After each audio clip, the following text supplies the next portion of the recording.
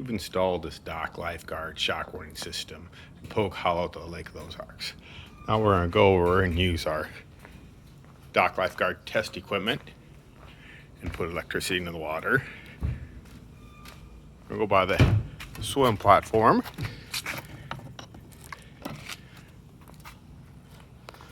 Put electricity in the water. You can hear the dock lifeguard alarming.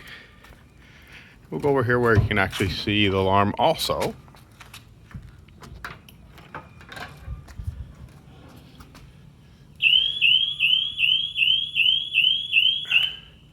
There you can see and hear the dock lifeguard.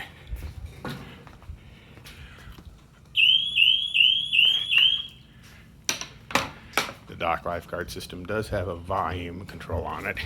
You can twist this clear down from the red light and it'll change the volume. The level of LEDs show you how much voltage is being detected. Be safe at the lake with a dock lifeguard system.